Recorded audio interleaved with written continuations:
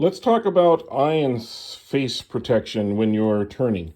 Uh, Anytime you're working in a shop, you should at the very least, have a pair of good eye protection goggles, ones that are made for impact.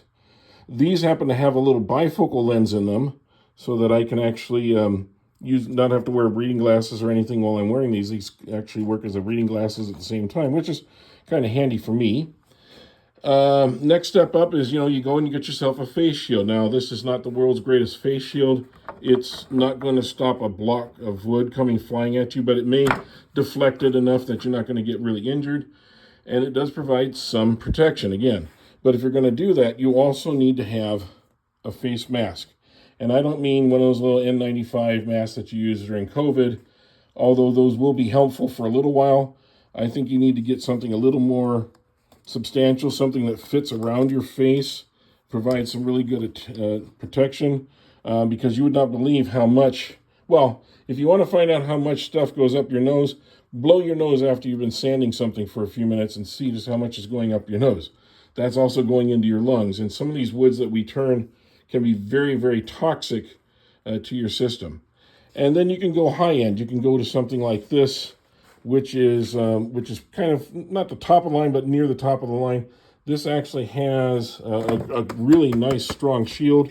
It actually will wrap around you if you've got a beard or anything. It's adjustable on its back here so that you can adjust it. It's got a battery pack and filters on the top. And it's got a fan. And what that fan does is it blows air over or through the filters. So it sucks the air in and cleans them.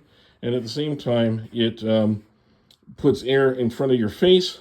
So it keeps you cool and it keeps your shield from fogging up. All things that you'll find very useful when you're turning, because you want to have as good of a view of everything you're doing as you possibly can. So that's 3 different ways of protecting yourself, but all of them are important. And I'd say the last piece is get yourself a good apron if you can, even if it's just an apron for barbecuing or something to cover the front of you, because you're going to get a lot of finish and a lot of glue and so forth on your chest and on your clothes. You don't want to ruin your clothes. Let the apron take the abuse. And it's also an extra layer of protection from things flying at you. So just a few quick tips to keep you safe in the shop.